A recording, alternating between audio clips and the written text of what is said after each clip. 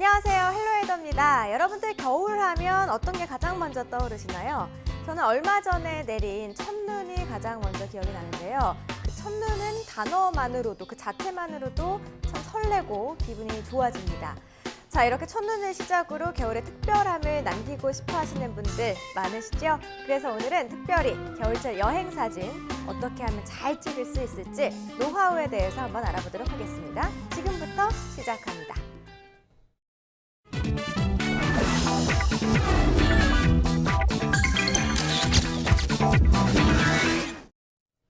네, 이제는 정말 한낮에도 춥습니다. 그렇다 보니까 야외 활동도 많이 움츠러들게 되고 실내에서만 생활하시는 분들 많으실 겁니다.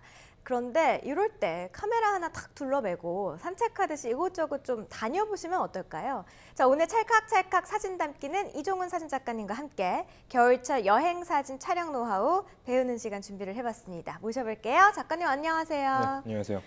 날씨가 정말 추워졌어요. 오시는데 어려움은 없으셨죠? 괜찮았습니다. 네, 근데 요즘 이렇게 저희 정말 야외 활동 많이 안 하게 되는데 작가님은 어떠세요? 저야 뭐 아무래도 사진 찍는 게 일이다 보니까 네. 뭐 춥거나 덥거나 사진을 계속 뭐 찍을 거리가 있는 곳이라면 어디든 달려가서 사진을 찍게 되죠.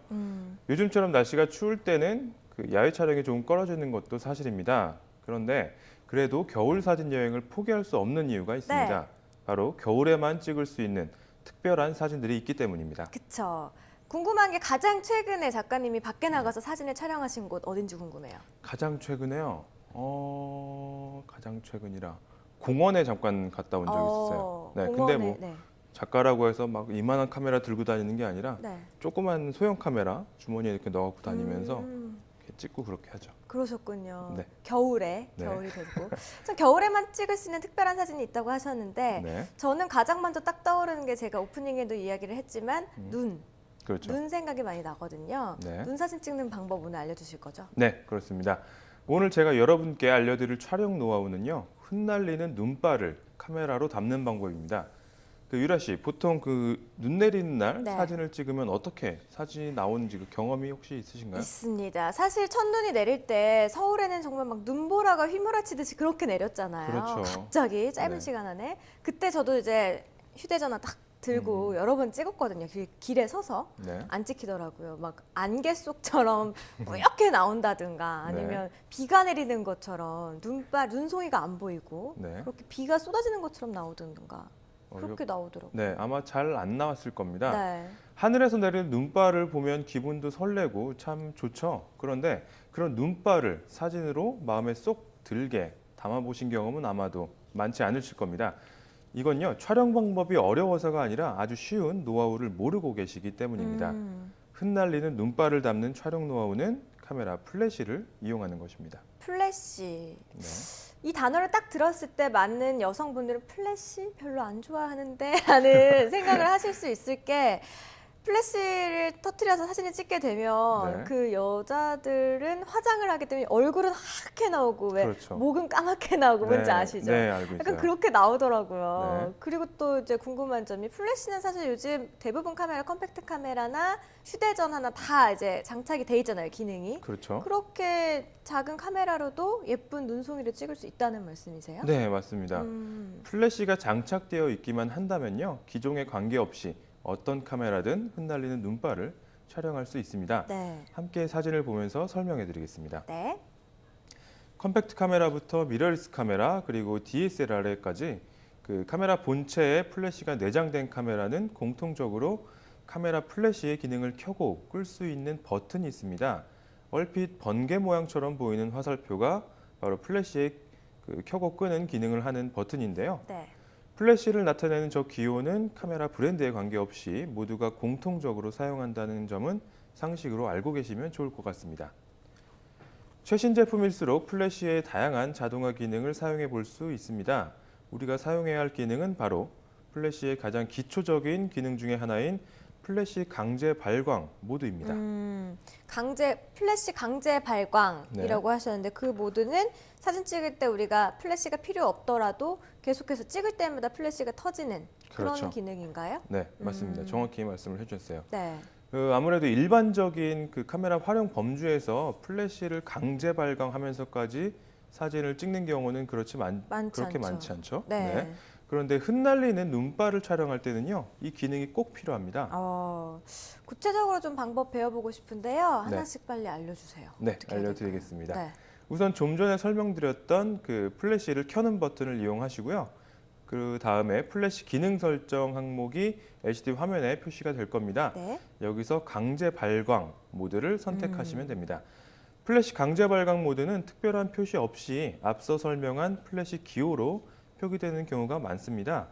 그리고 카메라 메뉴가 잘 번역된 그런 카메라의 경우엔 한글로 플래시 강제 발광 혹은 뭐 플래시 항상 사용 등으로 풀어서 설명되는 경우도 있습니다. 네, 플래시 버튼 그 번개 표시를 딱 누르게 되면 뭐 플래시 강제 발광, 플래시 끔, 뭐 전목 감소, 그렇죠. 플래시 여러 가지가 있는데 네. 그 중에서도 플래시 강제 발광 네. 요거를 선택해라 라는 그렇습니다. 말씀이시죠. 요것만 누르면 바로 흩날리는 눈 예쁘게 찍을 수 있는 건가요? 그렇죠. 네, 네. 물론입니다. 네, 플래시 강제 발광한다고 무조건 다 잘 나오진 않겠죠.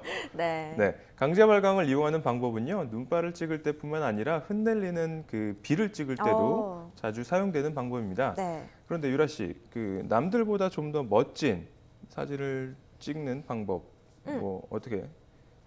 저는 사실 풍경 사진 잘 안 찍고 뭐 눈 사진보다는 그냥 제 사진 셀카를 많이 찍기 때문에 네. 각도가 가장 중요했거든요. 네. 노하우 뭐가 있을까요, 작가님? 네.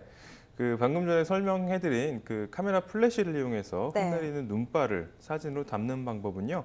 카메라 플래시에서 뻗어나간 빛이 카메라 렌즈와 가까이에 있는 눈에 그 빛을 반사시키면서 사진으로 기록되는 원리입니다. 그런데 이런 사진도 좀 더 아름답게 찍기 위해서는 촬영 배경 선택에 신중을 기할 필요가 있습니다. 네, 촬영 배경이라고 얘기를 해주셨는데 예전에도 사실 이 배경에 대해서 얘기하셨던 적이 있으시거든요. 네, 있어요. 사진을 찍을 때 보통 뭐 사람들은 피사체만 딱 중심에 두고 요것만 중요하게 생각을 하는데 진짜 프로 작가님들, 우리 네. 작가님처럼 그런 네. 분들은 주변 환경, 막 배경 이런 것도 잘 정돈이 돼야 된다라고 그렇죠. 말씀을 해준 적이 있거든요. 네, 맞죠? 잘 기억하고 계시네요. 네. 네, 맞습니다. 그게 사실 가장 중요한 포인트예요. 네. 흩내리는 눈발을 촬영할 때 그저 눈에만 집중하다 보면요, 썩 그 이뻐 보이는 사진을 얻을 수 없게 됩니다. 가능한 한 눈을 제외한 주변 피사체와 멀찌감치 떨어진 곳을 향해서 플래시를 발광시키는 사진이 좀 더 그 눈에 띄는 사진을 찍을 수 있는 노하우라고 할 수 있습니다. 네. 카메라에 내장된 플래시는요, 크기가 아주 작죠. 하지만 직진성이 매우 강한 빛을 순간적으로 내뿜기 때문에 눈뿐만 아니라 화면 앵글 안에 포함된 주변 피사체들도 플래시의 강력한 빛을 반사시키게 됩니다.